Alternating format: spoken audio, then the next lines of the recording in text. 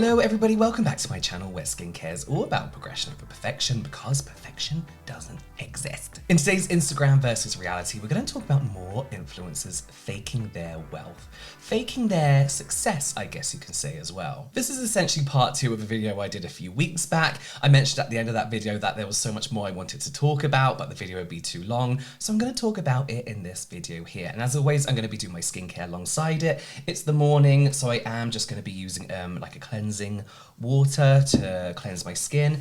I saw this, I went to London, I saw a Japanese skincare shop that I've never seen before, and I believe this is Tavia. This is their cleansing water for morning, specifically a gentle formulation for your bare skin, clean water with organic flower in, whatever that is. I don't know. I haven't really looked at the ingredients, to be honest with you. I do love these pushy down things though.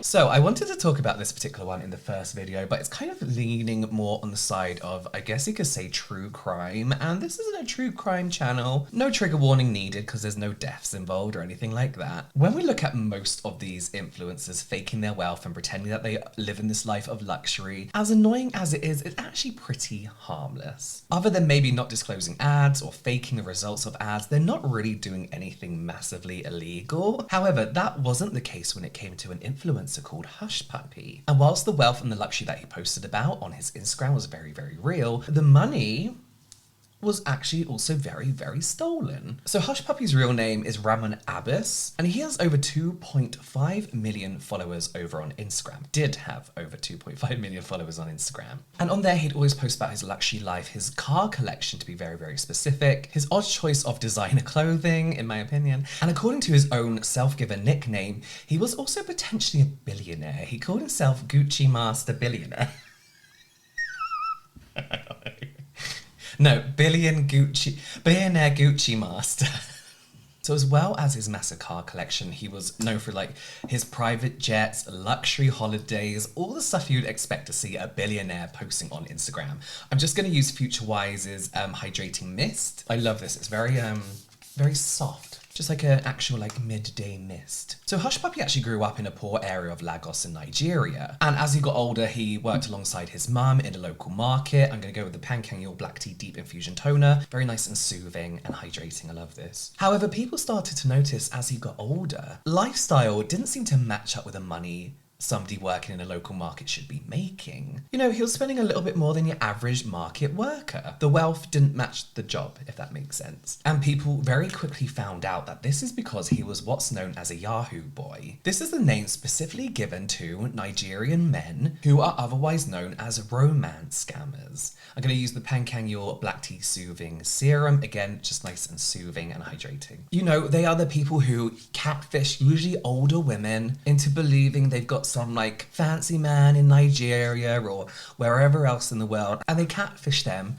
out of all their money. And we still see this happening to this day. Despite it being a well-known scam, we still see vulnerable people getting catfished and taken advantage of and all their money stolen. Well, he was one of the original, I guess you could say, pioneers of this. Now, they were known as Yahoo boys because Yahoo email was the first free and readily available email in Nigeria. So that's what they would use to email scam. Again, as he got older, he actually moved to Dubai and became, I guess you can say, a successful scam artist. He was scamming people out of millions. However, his catfishing went from scamming people via email to working with North Korean gang members. Quite the jump. And this is when his scams started to fall apart. So I was reading this BBC article where I got this information from because I was like, I don't understand when it comes to money and figures and how bank networks work. I don't know what they're saying. But from what I understand, to cut a very long story short, Hushpuppi joined forces with this North Korean hacking gang to steal over $1 billion from companies and banks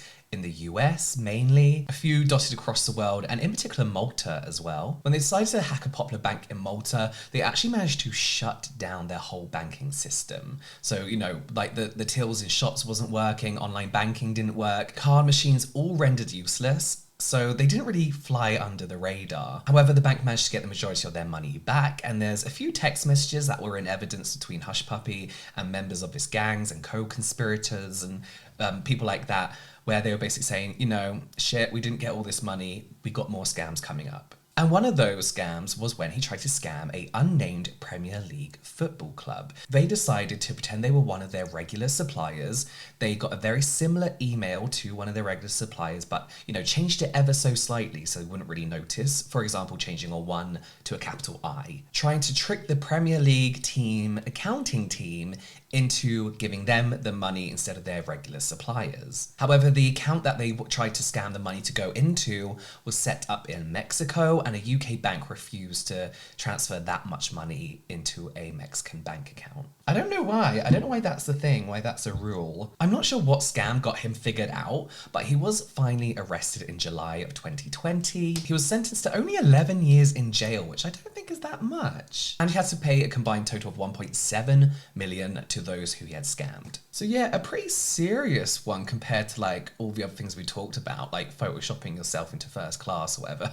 Oh, this is the Jordan Samuel Skin The Performance Eye Gel, a really nice morning eye cream that helps for me, just hydrate and moisturize and gives you a good volume to the eye, not puffiness, but just makes your eyes look less sunken over time. I just love a lightweight gel type eye cream over a very thick creamy one in the morning. Let's move on to what has to be the best visual example of an influencer faking their lifestyle.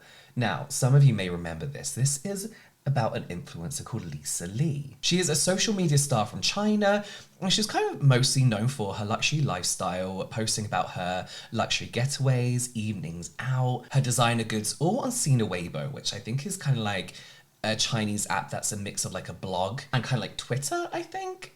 Probably wrong. And she shared all this with her 1.1 million followers. She had a lot. And whilst her designer goods and her luxury holidays were all legitimate, there was something about her life that really wasn't. It might trigger warning if you gag easily. Lisa Lee actually rented a flat in a very popular location in China. However, her landlord had been trying to chase up a few months' rent and bills for the longest time, and all of her phone calls to Lisa Lee went unanswered. So when Lisa Lee decided to go off on one of her luxury holidays, her landlord decided to let herself into her flat. And what her landlord, Miss Chen, found in her flat was revolting, disgusting, and a real stark contrast to what Lisa Lee presents her lifestyle to be online. Her flat, her apartment, was an absolute tip. There was clutter everywhere, random bits of packaging, moldy food, dog poo, absolutely everywhere.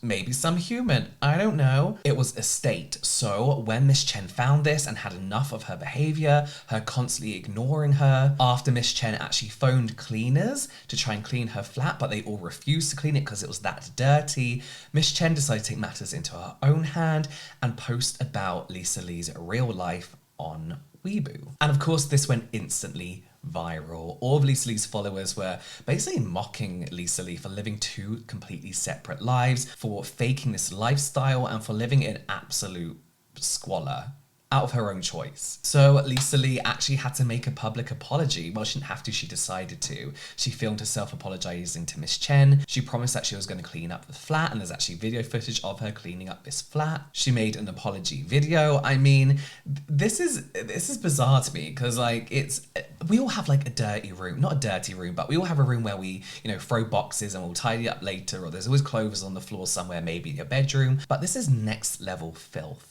This is disgusting, and I don't understand how someone who takes so much pride in their appearance and how people see them can live like that. It's so strange to me. And there are photos of her house that she's posted before, of her apartment, where you can kind of see a little bit of clutter, but it's at her vanity, where you would expect there to be products everywhere. You just got ready, there's crap everywhere. I mean, the state of her dog cage, the fact that she was letting her dog live like that as well really pisses me off. It wouldn't surprise me if she was leaving that dog alone for hours and hours and hours, days at a time. But yeah, I tried to find her account and I can't find it. I kind of want to see what the aftermath was of this. Let's talk about something that I feel was very publicly publicized, but I feel like if you don't follow Korean entertainment in any way, you probably missed out on this one. So Singles Inferno is one of my favorite dating shows. I don't watch dating shows, they all kind of annoy me. Married at First Sight is ridiculous. I'll probably love it if I actually sat down and watched it. But Singles Inferno is like Love Island, but with class. No, that sounds so bad. No, that's fine. It's a South Korean dating show that's available on Netflix. It has 2 series now. I've not watched the latest one. One of my favorite contestants when I was watching this show was Song Jia, and many others' favorite. She was like the star of the show. It was her attitude, it was her looks, it was her confidence, it was how she had all the men wrapped around her little finger that really made her kind of like the breakout star of the show.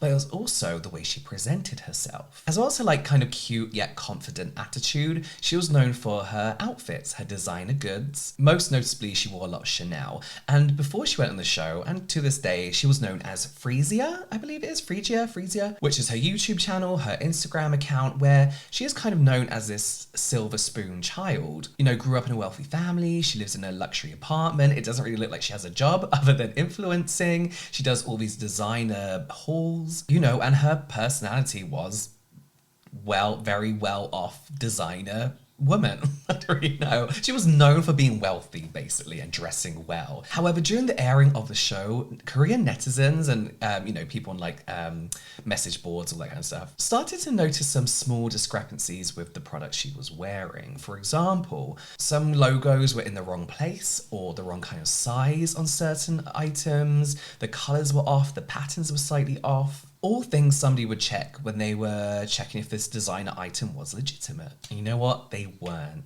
People started to discover that a lot of the clothes, the designer items that Song Jia was wearing were fakes. Designer fakes. And she very, very quickly admitted this. She actually released a statement in a now deleted Instagram post saying, "I apologize once again for all the circumstances that have occurred due to infringing on designers' creations and ignorance of copyrights." She wrote, "As someone who has a dream of launching a brand, I will seriously recognize and reflect on the controversial parts." And then she kind of disappeared off social media for what I think was like a good year or just under a year. She wiped all of her social media other than her apology posts. She was seen doing, you know, things for the community, you know, not posting about it.